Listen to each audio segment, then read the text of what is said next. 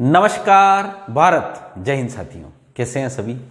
आशा करता हूं कि आप बहुत अच्छे होंगे। अपनी तैयारी, जो भी आपने अपने जीवन में लक्ष्य पाले हैं, उन लक्ष्य के प्रति आप अग्रसर होंगे और अच्छी जगह से आप पढ़ रहे होंगे।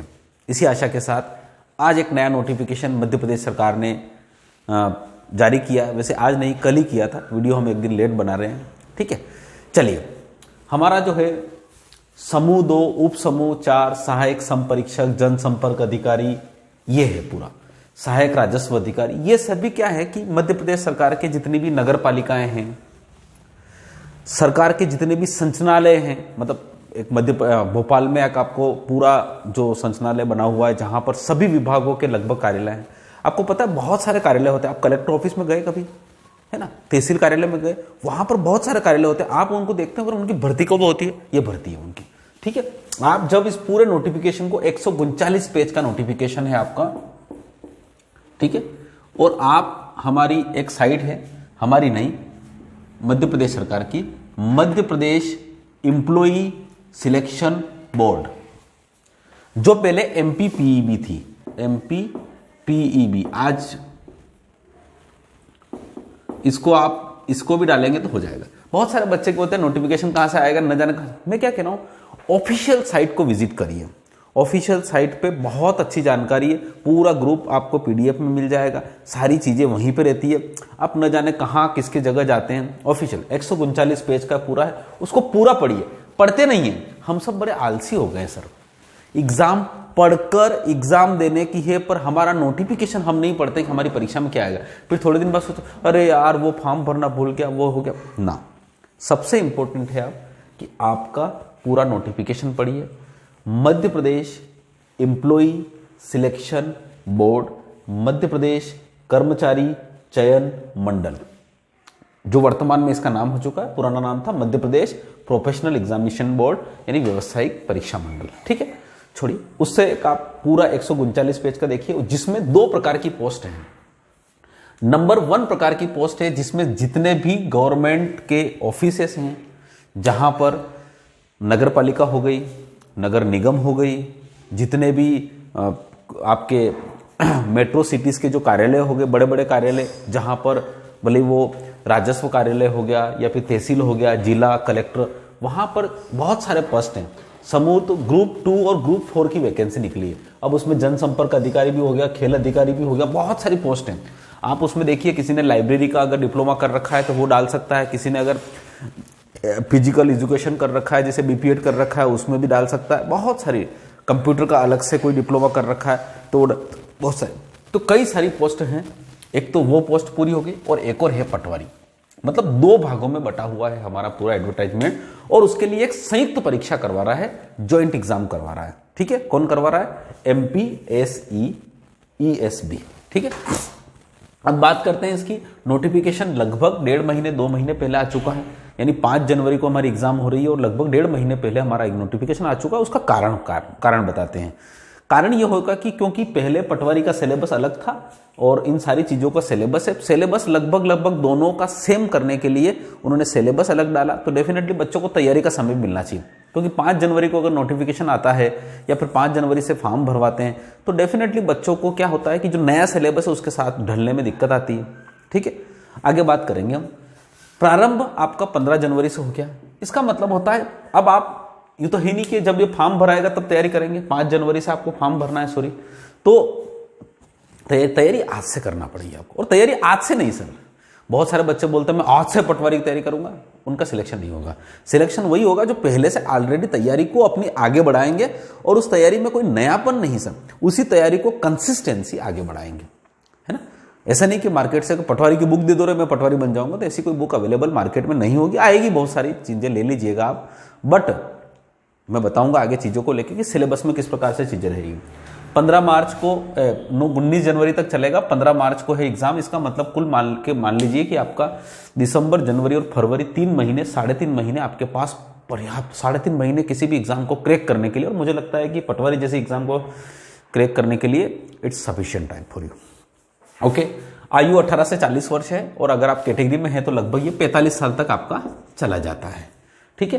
तो उम्र का कोई ज्यादा बंधन नहीं है उसमें। उन्होंने इसके कारण छूट भी दे रखी है, तो बहुत बढ़िया है। वैसे 40-45 साल तक ही बच्चा आदमी तैयारी करता है और मुझे लगता है कि उससे ज़्यादा उम्र वाले तैयारी कर भी नहीं पाते हैं, तो लगभग बहुत अच्छी उम्र है। मध्य प्रदेश सरकार के लिए ही वैकेंसी है, मतलब उनके मूल निवासी के लिए, यानी बाहर का कंपटीशन कम रहेगा, इस बात को ध्यान रखिएगा। उन्होंने स्पेशल लिखा है कि आवेदक को मध्य प्रदेश का मूल निवासी होना अनिवार्य है। दैट मीन्स वो डोमिसाइल उसका वही होना चाहिए। तो एक बाहरी कंपटीशन हमारे पास आता था, राजस्थान से है, तो वो थोड़ा सा कम हो जाएगा, थोड़ा सा कम क्या बहुत सारा कम हो जाएगा।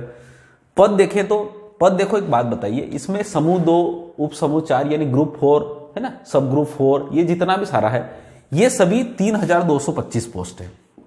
ठीक है, इसमें कुछ कॉन्ट्रेक्चुअल बेसिस है, कंप्यूटर वाले हैं, कुछ कंप्यूटर उस 80 पोस्ट है, और बैकलॉग पद है। बैकलॉग का मतलब क्या होता है कि जो कैटेगरी होती है उसमें SC, ST और OBC, इन लोगों के कुछ पद। अब आप ये थोड़ा जान लीजिए, क्योंकि क्या होता है कि किसी भी ऑर्गेनाइजेशन को चलाने के लिए वहां पे बैलेंस होना जरूरी है। बैलेंस होना जरूरी है का मतलब क्या होता है कि वहां पर SC के, ST के, OBC के ये कैंडिडेट, और आजकल EWS भी आ चुका है, इन कैंडिडेट का एक अनुपात होना चाहिए, उसी अनुपात में पद होना चाहिए। जैसे किसी ऑर्गेनाइजेशन में 100 एम्प्लॉय काम कर रहे हैं, तो उसमें से 27% OBC का रिजर्वेशन होना ही चाहिए, EWS 10% होना चाहिए, ये 50%, मतलब कुल मिला के ये जो ऑब्जर्व ये पूरा है, ये पूरा फिलअप होना चाहिए।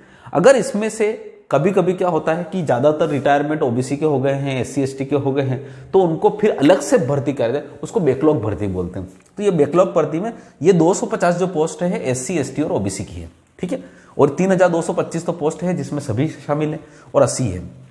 ये आपकी किसकी है ये, और ये है आपकी पटवारी की पोस्ट है। पटवारी में अगर आप बाइफर्केशन देखेंगे तो आपके जिलेवास पटवारी की देश रखी है कि मंदसौर जिले में कितनी होगी, नीमच जिले में कितनी होगी, आपके रतलाम जिले में पटवारी की कितनी वैकेंसी होगी, पूरा। मैं फिर कह रहा हूं आपसे कि आप एग्जाम की तैयारी कर रहे हैं जिसमें आपको इतने सारे सब्जेक्ट पढ़ना है, पर जिस एग्जाम का नोटिफिकेशन आता है 139 पेज का, हम उसको पढ़ते नहीं है सर। पढ़िए सर, उसको पढ़ने से आपके अंदर साइकोलॉजिकल एक ऐसी फीलिंग आएगी कि यार इस एग्जाम को मैं क्रैक कर सकता हूं, क्या क्या चीजें, और कुछ भी गलती नहीं रहेगी। क्योंकि छोटी सी भी गलती, एग्जामिनेशन वाला आप ऑनलाइन वाले के पास जाते हैं, मेरा फॉर्म भर देना पटवारी का, पता चला कि वो न जाने क्या भरता है, आधार कार्ड में आपका नाम क्या लिखा हो वो क्या लिख देता है ना, आखिरी में जब डॉक्यूमेंट वेरिफिकेशन के टाइम पे जाते हैं आपकी दिमाग खराब हो जाता है। जब वहां से बाहर हो जाएंगे तब दिक्कत आएगी, और ऐसा लगभग 1% हमेशा होता है। अब 1% में अगर आप आ गए तो जीवन खराब हो जाएगा, ठीक है। उसके बाद आते हैं पाठ्यक्रम के बारे में। शैक्षणिक योग्यता भी बता देता हूं उससे पहले। शैक्षणिक योग्यता ग्रेजुएशन होना जरूरी है सर। अब ग्रेजुएशन का मतलब क्या होना चाहिए भाई, आपके पास कोई ना कोई 12वीं के बाद की डिग्री होना चाहिए। अब 12वीं के बाद 3 साल का कम से कम ग्रेजुएशन होता है, कभी कभी 4 साल का भी होता है।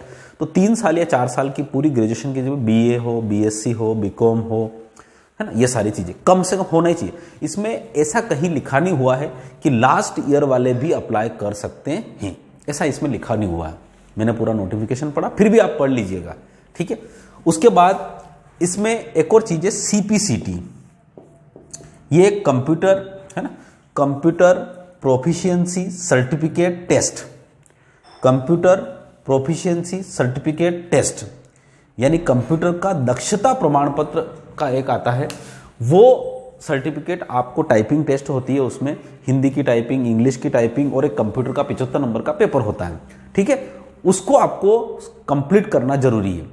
तो मेरा आपसे निवेदन है कि हमारी जो CPCT है वो 1 साल में लगभग 3 बार होती है, 3 बार होती है ना, है ना, 3 बार होती है। तो इसका भी फॉर्म भर दीजिए साथ साथ में। उसका रीजन बताता हूं, क्योंकि इसमें कंप्यूटर के 75 क्वेश्चन आते हैं, और वही 75 क्वेश्चन आपके यहां पर कंप्यूटर ज्ञान में भी काम देंगे। भले टाइपिंग आप मत करना, थोड़ी बहुत कम करना, पर इस एग्जाम को देने जरूर जाना। इससे क्या होगा कि आपके यहां पर कंप्यूटर के क्वेश्चन भी कवर अप होंगे, और यही कंप्यूटर के क्वेश्चन आपके CPCT में भी काम आ रहे हैं, ठीक है। CPCT वैसे आपको 3 साल के में करना है, अगर आपका सिलेक्शन हो गया तो 3 साल के लगभग में करना है। वैसे सब हो जाती है CPCT, कोई बड़ी बात नहीं है, 1 महीने की प्रैक्टिस से भी हो जाती है, ठीक है। उसके बाद अब सिलेबस के बारे में आते हैं। सिलेबस जो कि एक बहुत बड़ा धमाका है सर, बहुत मतलब पिछले 2 सालों से बहुत मतलब हलचल चल रही है। पटवारी की वैकेंसी आ रही, पटवारी की वैकेंसी आ रही ने, लोगों ने करोड़ों रुपए के कोर्स भी पटवारी के नाम से बेच दिए, प्रिंटेड नोट्स बेच दिए। अब उन नोट्स को वापस लेने से रहे और पैसे वापस करने से रहे, बहुत सारी चीजें रही, उसके बारे में हम चर्चा नहीं करेंगे। कुल मिला के देखो, किसी भी कॉम्पिटिटिव एग्जाम को पास करने के लिए बहुत सारा मटेरियल जाने की जरूरत नहीं है। आप ओवरऑल देखिए सर, सभी जगह आपके पास गणित आती है, सभी जगह आपका तार्किक योग्यता आती है, सभी जगह हिंदी और सामान्य अंग्रेजी आती है, सभी जगह आजकल अंग्रेजी जो है कम आती है पर इसमें दे दी है, और सामान्य हिंदी और सामान्य और विज्ञान, सामान्य विज्ञान आजकल ज्यादा देने लग गया है जो कि जीके का एक पार्ट है। अब आप सोचिए ये लगभग हर जगह आ रहा है, तो कितना का पढ़ना है इसमें। अब हर एग्जाम के लिए हर जगह अलग जगह से पढ़ना है, अलग कोर्स परचेस करके करना है, कुछ नहीं करना है सर। आपको गणित कितनी आना चाहिए, कितनी रीजनिंग आना चाहिए, वो लगभग आप पुराने सारे पेपर में देख रहे हो बिल्कुल एक जैसा पैटर्न है, और एक दो प्रकार बदल जाते हैं तो कोई फर्क नहीं पड़ता, ठीक है। परंतु हम हर जगह कंफ्यूज होते हैं। जब भी नई एग्जाम होती है, नई बुक उठा के लाते हैं, नया सर, उन लोगों का सिलेक्शन नहीं होता। मैं हाथ जोड़ के देता हूँ, वो सभी लोग केवल कोचिंगों की फीस देने का काम कर रहे हैं सर, इस बात को आप मान लीजिए, ठीक है। कंप्यूटर ज्ञान है, कोई सी भी एक बुक अच्छी सी परचेस कर लीजिए। कंप्यूटर की व्यापम की बुक बहुत अच्छी आती है, क्योंकि ये 75 क्वेश्चन वाला सीपीसीटी वाला देता है ना, इसमें हाई लेवल के क्वेश्चंस आते हैं, उससे लगभग कंप्यूटर का सारा काम हो जाता है। एक ही बुक है, उसको पढ़िए, उसके बेसिक को पढ़िए। और सामान्य तार्किक योग्यता आपके पास, ये थोड़ा सा एक जनरल मैनेजमेंट वाला एक क्वेश्चन आया, पेपर आया है, तो सिंपल सी बात है, आजकल मैनेजमेंट प्रबंधन वाला काम हो गया है। एमबीए जो करते हैं उनमें एक चैप्टर होता है, मतलब एमबीए जनरली मैनेजमेंट का होता है। तो मैनेजमेंट कैसे होता है, क्योंकि देखो हम कोई भी नौकरी कर, आजकल मैनेजमेंट तो हर जगह है ना भाई। आपका घर का मैनेजमेंट नहीं करते हैं क्या आप? आपका इनकम माना कि 100 रुपए है न, खर्चा 120 हो रहा है, तो इसका मतलब मिसमैनेजमेंट हो रहा है कहीं ना कहीं। आपको मैनेजमेंट, तो हर जगह मैनेजमेंट है ना भाई। आपको कोई भी काम करना है, किसी डिपार्टमेंट में जाना है, तो अपने काम को मैनेज करके तो रखना पड़ेगा। तो मैनेज करने का ही काम प्रबंधन है। तो सामान्य छोटी छोटी सी टर्मिनोलॉजी रहेगी, बस छोटा सा सिलेबस है।